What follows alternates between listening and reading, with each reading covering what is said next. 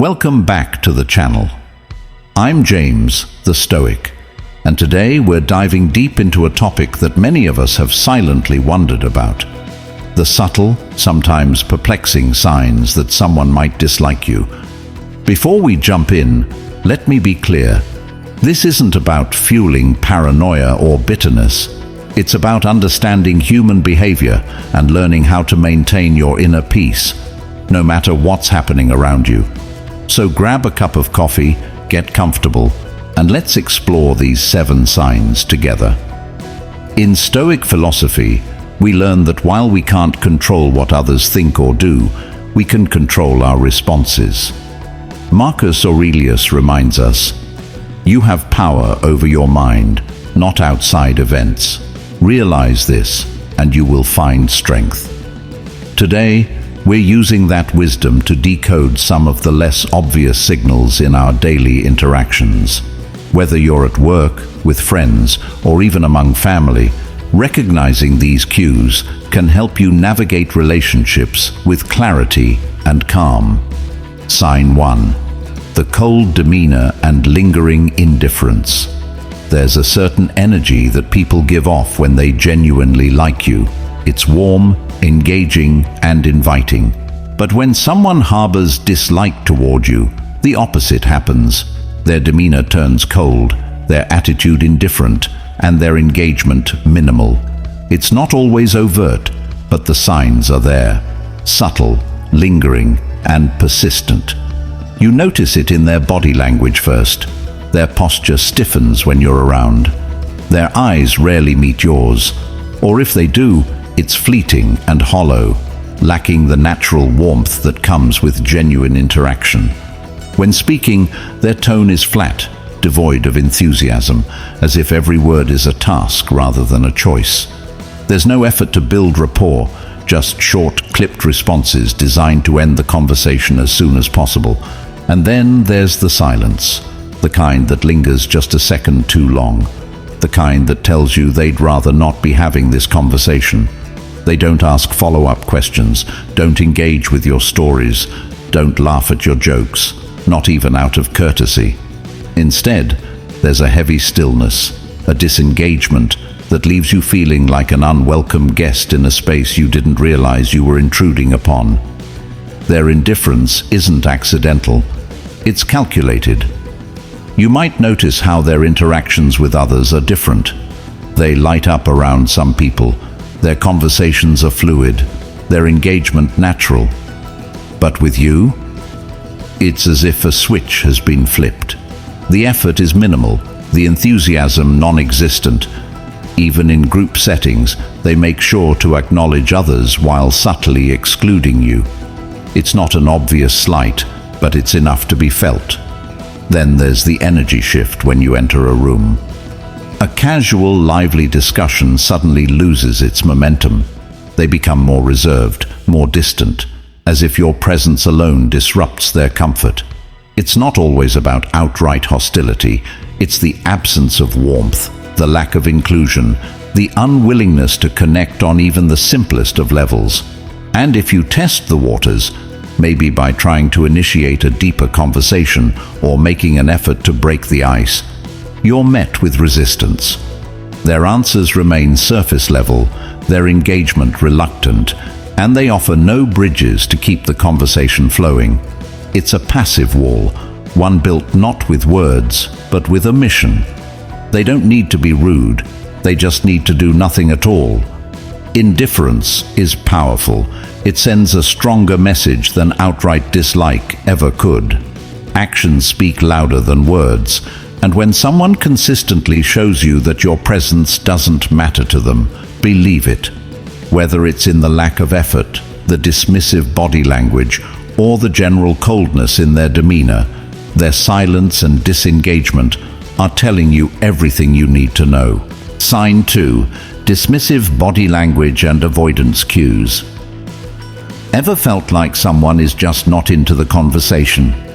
Their body language often gives it away before their words do, revealing their true feelings even when they try to be polite. Lack of eye contact is a major clue. When someone avoids looking at you, frequently glances around, or only makes brief and detached eye contact, it signals discomfort or disinterest. Engaged individuals naturally maintain eye contact, whereas those who are indifferent or dismissive tend to shift their gaze elsewhere. Physical distance is another tell.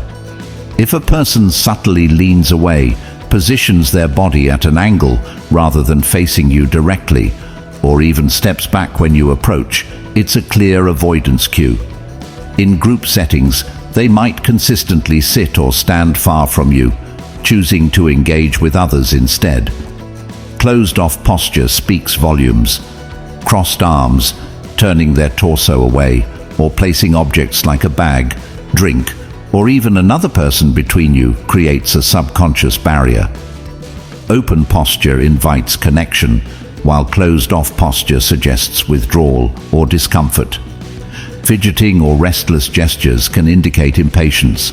Tapping fingers, shifting weight from foot to foot, playing with objects, or frequently checking their watch or phone suggests they are mentally disengaged and eager to leave the interaction. Forced politeness is another subtle indicator.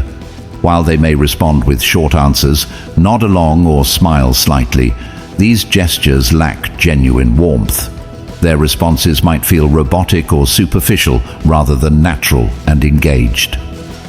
Avoidance behaviors extend beyond body language. If they regularly cancel plans, delay responses to messages, or claim to be perpetually busy, it often points to a desire to create distance without outright confrontation. Additionally, micro-expressions, fleeting, involuntary facial expressions, can reveal their true emotions. A momentary look of irritation, pursed lips, or a tense jaw before they mask it with a neutral expression are small but telling signs. Recognizing these cues can save you from investing energy in one-sided relationships. Instead of chasing the attention of someone who displays dismissive behavior, focus on those who genuinely appreciate and respect your presence. Sign 3. The sting of passive-aggressive comments. Passive-aggressive comments hit you like a subtle sting. They come cloaked in politeness, yet carry an undercurrent of hidden criticism. You might hear, "I didn't expect you to pull that off," which sounds like a compliment at first, but leaves you doubting your abilities. It's a jab wrapped in ambiguity that forces you to question the true intent behind the words.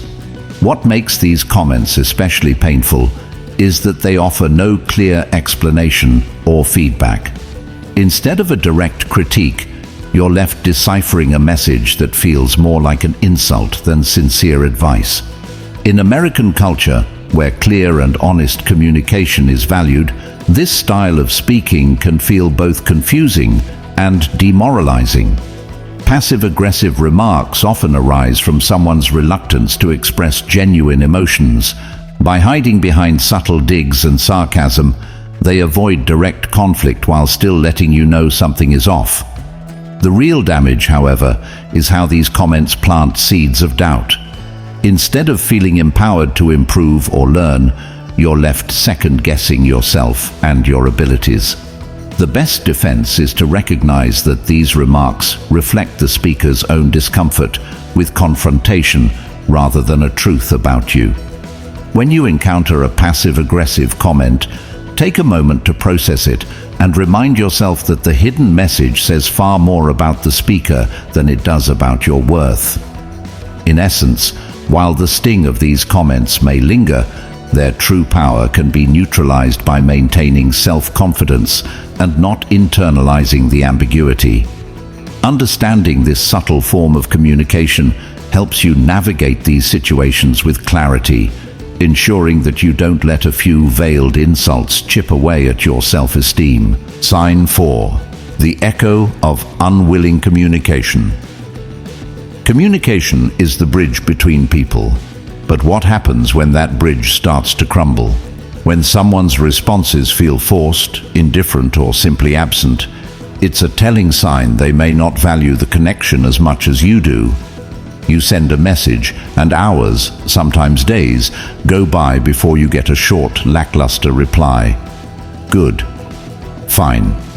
Okay. No follow-up questions, no effort to keep the conversation alive. This isn't just a bad day or a busy schedule, it's a pattern, a sign of unwilling communication.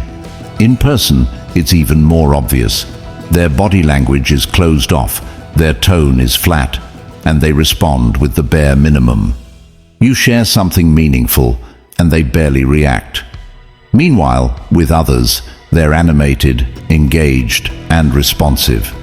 The contrast is striking, and it tells you everything you need to know. It's not just about what they say, it's about what they don't. They don't ask about your life, your feelings, or your thoughts. Conversations feel one-sided, like you're the only one putting in the effort. And when you stop initiating, the silence stretches indefinitely. Even in group settings, their behavior speaks volumes. They avoid sitting near you, engage freely with others, and suddenly have to be somewhere when you try to talk. Digital communication follows the same pattern. They respond to others instantly, but take hours or never to reply to you. It's not about being busy, it's about priority. Eventually, unwilling communication turns into avoidance. The replies stop altogether. And that's when you have to ask yourself, are you holding onto a relationship that's already gone? Real connections flow naturally. If you're the only one keeping the conversation alive, maybe it's time to stop talking and see who actually wants to listen. Sign 5. A lack of genuine interest in your life. Have you ever felt like someone is just there, but never truly present? Like they nod along to your stories, but their eyes are scanning the room for something, anything, more interesting. That sinking feeling you get when you realize someone isn't actually invested in you isn't just in your head. It's real. And it's one of the clearest signs that they might not like you as much as you think. When a person values you, they naturally take an interest in your life. They ask about your day, your passions, your dreams. They remember little details, your favorite coffee order, that book you've been meaning to read, the way your eyes light up when you talk about something you love. But when someone doesn't genuinely care, they don't even pretend to remember. Your words float in one ear and out the other. Conversations feel forced, as if they're only engaging out of obligation rather than desire. Think about the last time you shared something meaningful with this person. Did they ask follow-up questions? Did they seem engaged, curious, or even mildly invested? Or did they brush it off with a generic response, "Oh, nice," or "That's cool," before shifting the conversation back to themselves? When someone dislikes you, they make it obvious in the way they disengage. Their responses lack depth. Their attention is fleeting. They might even cut you off mid-sentence, redirecting the topic towards something or someone they find more interesting. You'll notice it in their body language too. Their arms stay crossed, their feet angled away from you. They don't lean in when you speak, and their eyes keep flickering to their phone or the clock on the wall. It's subtle, but these cues scream indifference. And let's be real, when someone truly cares about you, they don't check their notifications mid-conversation. They're locked in, fully present, because what you're saying actually matters to them. Even in digital spaces, this lack of interest is loud and clear. Ever text someone only to get the dreaded one-word reply? K, low L, yeah, no enthusiasm, no reciprocation, just cold, detached responses that barely keep the conversation alive. And don't get me started on the ones who leave you on read. Because let's face it, if someone actually liked you, they'd make time to engage, even if it's just a quick reply to let you know they care. Here's the kicker. People who don't like you won't ask about your struggles either. They won't check in when you're going through a tough time. You could be dealing with something major, and they'll never think to say, "Hey, I heard about what happened. Are you okay?" because to them, your struggles are just background noise. They don't see you as someone worth investing emotional energy into. And when someone isn't invested in your highs or your lows, that's a dead giveaway that they don't value your presence in their life. And yet, the hardest part, we often make excuses for this behavior. Oh, they're just busy. Maybe they're not great at texting. They probably didn't mean to ignore me. But deep down, you know the truth. If someone wanted to be involved in your life, they would be. Period. Now, does this mean they outright hate you? Not necessarily. Some people are just indifferent. But indifference can be even more painful than dislike, because at least when someone dislikes you, they acknowledge your presence. Indifference. It's like you don't even exist in their world. So, what do? Simple. Stop chasing people who don't make an effort. If someone isn't interested in your life, don't waste time forcing them to be. Invest in those who genuinely care, who show up for you, who ask questions because they actually want to hear the answer, not because they feel like they have to. Life is too short to spend it trying to win over people who have already made up their minds about you. At the end of the day, real connections are built on mutual care and interest. If you're not getting that, take the hint. Walk away, and surround yourself with people who actually see you for who you are, because you deserve that. Sign 6. The pattern of exclusion from social interactions. Imagine walking into a room full of people you know, but somehow it feels like you're invisible. Conversations flow around you, plans are being made right in front of you, and yet no one thinks to include you.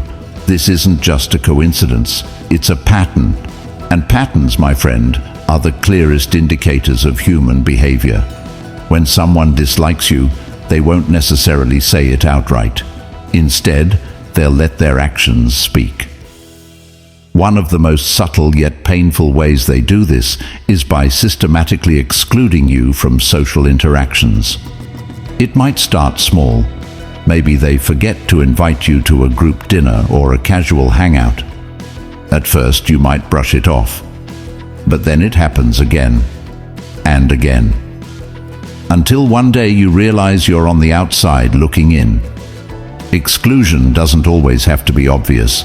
Sometimes it's in the little things. Have you ever noticed a group chatting enthusiastically, but when you join, the energy shifts? The conversation dies down, or worse, they exchange quick glances and then steer the discussion in a direction that makes you feel like an outsider. It's subtle, but it stings. And let's not forget the digital world. Social media makes exclusion more visible than ever. A group of people you thought were your friends post a night out together, one you never even heard about. You see stories, group selfies, inside jokes in the comments, and your name? Nowhere to be found. Now, let's be fair. Sometimes exclusion isn't intentional. People forget, life moves fast, and plans change. But when it becomes a repeated behavior, when you're consistently left out while others are included, it's a deliberate message. And that message is clear. They don't want you in their circle. But why do people exclude others? Dislike doesn't always come in the form of outright hostility. Some people exclude because they feel uneasy around you, they don't connect with your energy, or they simply prefer others. Others do it out of social hierarchy, keeping certain people in and others out to maintain control. And sometimes, exclusion is a passive-aggressive way of expressing resentment or unresolved tension. Whatever the reason, recognizing this pattern is crucial, because once you see it, you stop making excuses for it. You stop wasting energy on people who don't value your presence, and most importantly, you regain control over your own self-worth. You see, exclusion is painful because humans are wired for connection. Being left out triggers the same part of the brain that processes physical pain. That's why it hurts. But here's the hard truth. Chasing inclusion from those who don't value you is a losing game. The more you try to fit in where you're not wanted, the more you lose sight of your own worth. So, what can you do? First, acknowledge the pattern. If someone consistently excludes you, don't beg for their approval. Instead, redirect your energy to those who appreciate and include you naturally. The right people won't make you feel like you have to fight for a seat at the table. They'll make space for you without hesitation. Second, stop internalizing exclusion as a reflection of your value. It's not about you, it's about them. Their preferences, their social dynamics, their choices. Don't let someone else's rejection shape your self-perception. And finally, build your own social network. Seek out people who align with your values, who enjoy your presence, and who reciprocate the effort you put in. The world is full of people who would love to know you. You just have to stop wasting time on those who don't. The truth is, exclusion is a painful but powerful teacher. It reveals who truly values you and who doesn't. And once you learn to see it for what it is, you stop chasing the wrong people and start gravitating toward the right ones. Because at the end of the day, you don't need everyone to like you. You just need the right people to see you for who you truly are. Sign 7. Overt confrontation or harsh criticism.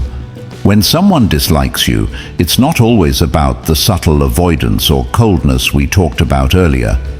Sometimes it's the sharp sting of direct confrontation or the blunt force of harsh criticism. And when it hits you, it feels almost like being hit by a cold wave of reality, doesn't it?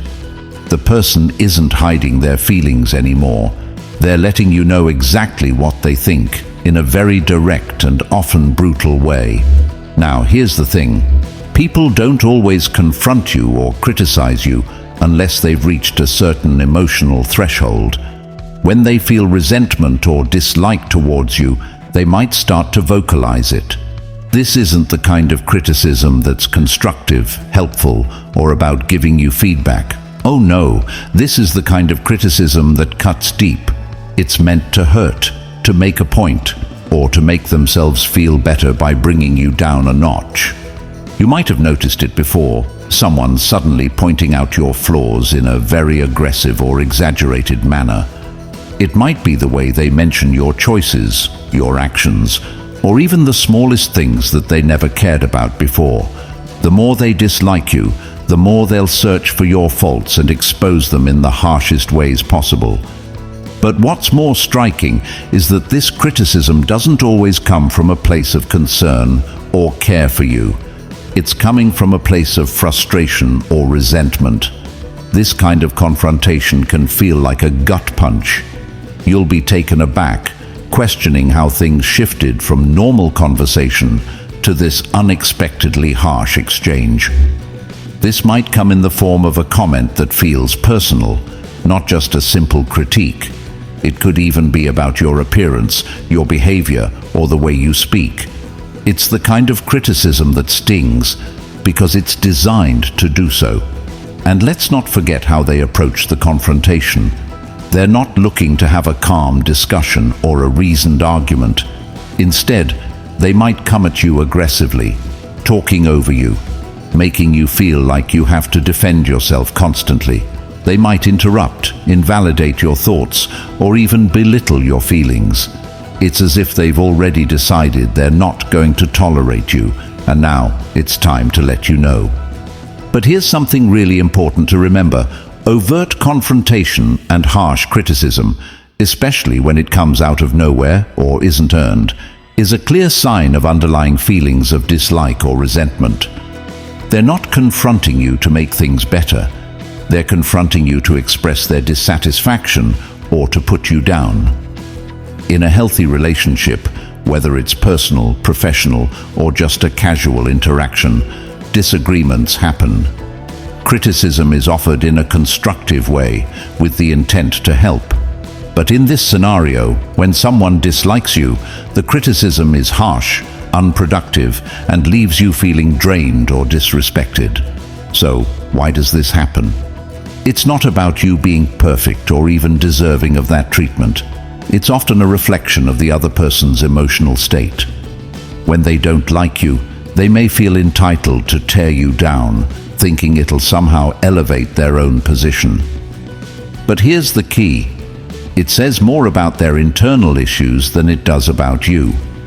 When you're on the receiving end of harsh criticism, try not to internalize it.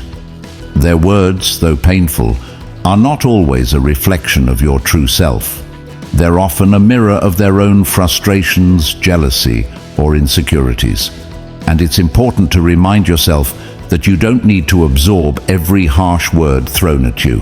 One thing you'll notice when someone dislikes you through overt confrontation is that it isn't just a one-off event. It becomes a pattern. They'll start to pick at you more frequently, almost like they're looking for something to criticize. The more they do this, the more they may become brazen, even attempting to publicly criticize you with the intention of making you feel small. Their aim is to dominate the conversation, to have power over you, or to make you feel inferior.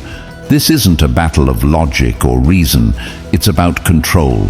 If you find yourself in these situations, it's crucial to maintain your composure. Don't react impulsively or try to match their tone. Engage in a calm, assertive response, but never let them control the situation or make you feel less than who you are. If you can, step away from the situation, recognizing that their confrontation has nothing to do with your worth and everything to do with their dislike or negative emotions toward you. To sum it up, when someone dislikes you, overt confrontation and harsh criticism can become one of their most powerful weapons. It's their way of expressing their discomfort with you, sometimes indirectly, sometimes directly. But whatever the case, you must remind yourself that this behavior speaks volumes about them, not about you. Recognize the signs, stay grounded, and never let their harsh words define your sense of self. You're stronger than their criticisms. At the end of the day, if someone dislikes you, it's a reflection of their inner world, not your value. Each of us is on our own unique journey, and sometimes our paths intersect with those who aren't meant to walk beside us for long. By recognizing these signs and choosing to respond with the calm, measured approach of Stoic philosophy, you not only protect your peace, but also pave the way for personal growth and resilience. As you move forward, keep this in mind. You are defined by your actions, your integrity, and your commitment to living a virtuous life. Don't let the negativity of others cloud your inner light. Every challenge is an opportunity to practice virtue and strengthen your character. If you found this video insightful, please hit that like button, subscribe for more Stoic wisdom, and share your thoughts or personal experiences in the comments below. Your feedback is invaluable in building a community where we can learn and grow together. Remember, every challenge is an opportunity to practice virtue. This is James, the Stoic, reminding you that your strength lies in your ability to remain calm, composed, and true to yourself, no matter what. Stay strong, stay virtuous, stay you.